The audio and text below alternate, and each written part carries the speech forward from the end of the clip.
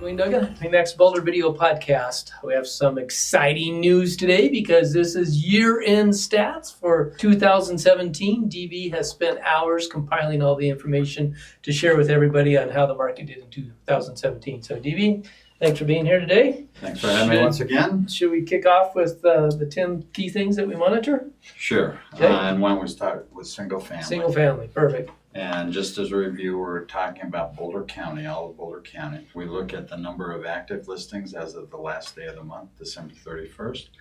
We look at median sales price, average sales price to list price, total number of sales for the year, expired listings, days on market, also the months of inventory, in other words, an absorption rate, and then finally interest rates. Perfect. What was interesting about 2017 is that the appreciation rate came down substantially from prior years. Okay. We were almost at 20% prior years, and we came back to a more manageable 4.5% roughly on average price, finishing the year at a little over $680,000 on an average price home in Boulder County. Median price seems to be, for the most part, less than average, and that did finish at $555,000. That was up just about 5% over the year before. The inventory was kind of interesting because we started the year very low. We started to get more and more active listings on the market, and then in November, a bunch of people took their houses off the market for the holidays, which is not unusual. Right. What was kind of unusual was in the month of December, we had 35% more closings than the prior year. So couple that with the people taking their houses off the market, we finished the end of the year a little less, like one listing less than what we had the prior year. So we're back down to extremely low inventory, the lowest of all time. Okay, what's your gut feel for January? Well, we are starting to see some more properties come on the market, but I personally think we're gonna be inventory challenged the whole year again. There's just not that much building going on in Boulder County of single family homes. For the most part, it's limited to Longmont. There are some infill properties and some small subdivisions going on other places in the county, but there's not that many places that are building right now. And I think one of the things that we've seen, because of the 4 years that prior years we had very rapid appreciation, I think to a certain extent that affordability has entered into the equation, because wages certainly hasn't appreciated similarly to what housing has done. Right.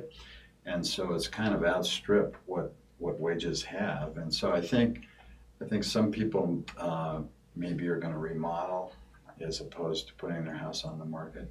And we're still seeing people that are concerned about, are they going to be able to find a replacement home if they do market their house? So bottom line is, I think we're going to be challenged. Low inventory for 2018 too. I do. Okay. The other thing that I think was interesting was we actually finished up about 230 sales, just raw sales, which equates to a little over 7% increase over the year before. So we finished with just under 4,000 sales of single family units in Boulder County in 2017. Okay. Days on market continues to be about 2 months, that is from the day it's listed to the day of closing. And that typically is more like 120 days. So we're still seeing a very active market in that regard. There's only 1.5 months worth of inventory. Again, 5 to 7 months would be kind of a balanced market, a stable market. This is favoring the sellers. So even though many of these areas reflect a seller's market, you would normally think there would be higher appreciation. And I think again, when you're considering why we didn't have that accelerated appreciation, I think it's an affordability issue. Right. The income's got to catch up with the prices. It does. So this is pretty typical. We've had 4 of these in my 41 years where we've had accelerated appreciation Each one typically is about 4 to 4.5 years long. We've just come out of that period, and now we're going to kind of meander, I think, for a while. But 4.4, there's nothing to sneeze at. But again, we got to allow, I think, everybody's wages to kind of recharge, if you will, kind of catch up with where housing's gone. Okay. And how about attached dwellings? How are those looking? Attached dwelling is very similar. We actually finished the year slightly up from the prior year, but still there's only 132 listings in all of Boulder County. That's a pretty small number, and when you look at it, 56% of those are under contract. So it's still active.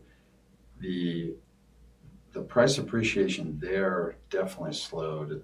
We actually finished about 1% ahead of where we were a year before, just under 401,000 for Boulder County.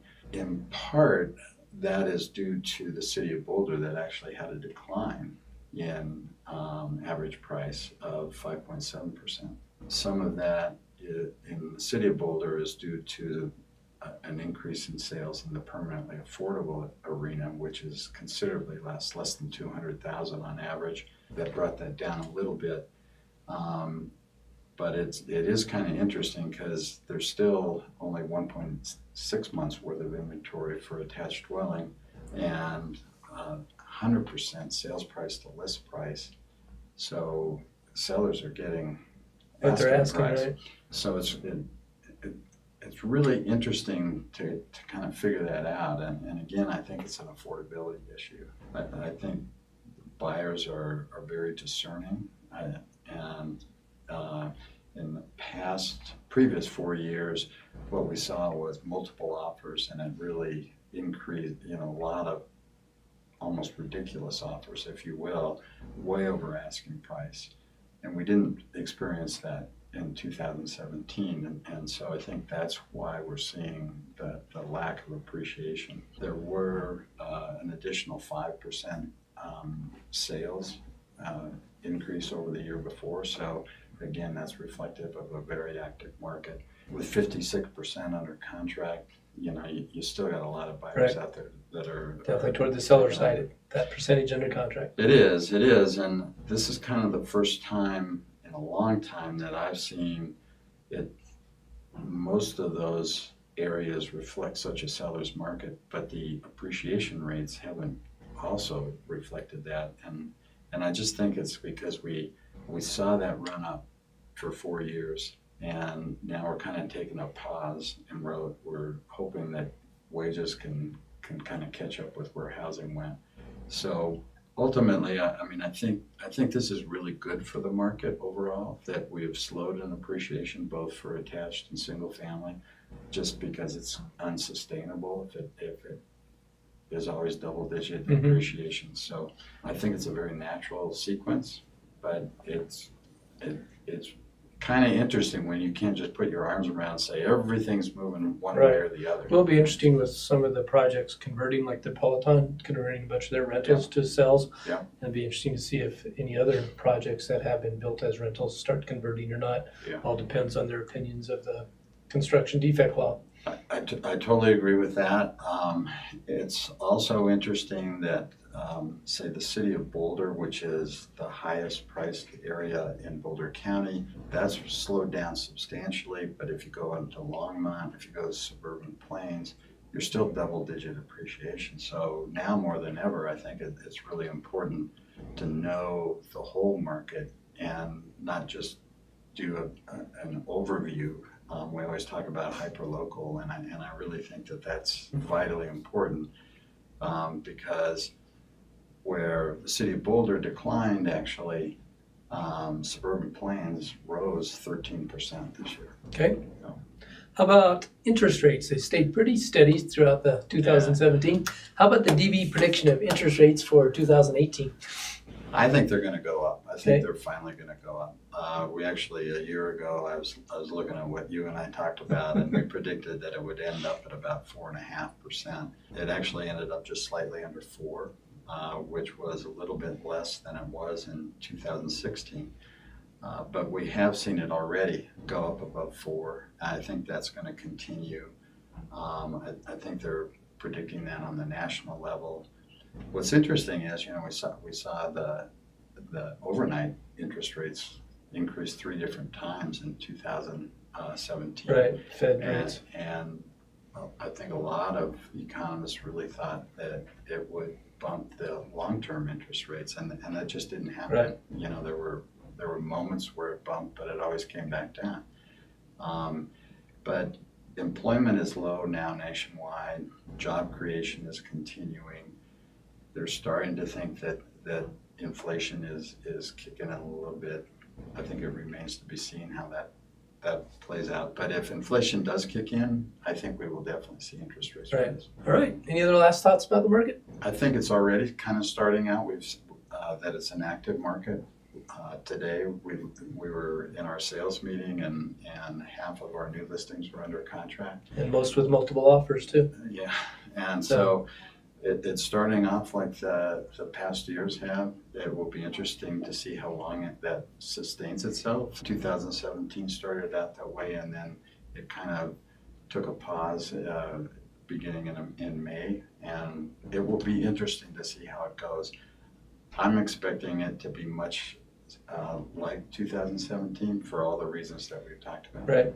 And we have tax reform too. In fact, we're going to be doing another podcast on tax reform. Excellent. So we'll see how that affects our market too. Absolutely. DV, thanks for being here. Thank you. Duane, Duggan, Remix the Boulder podcast, signing out.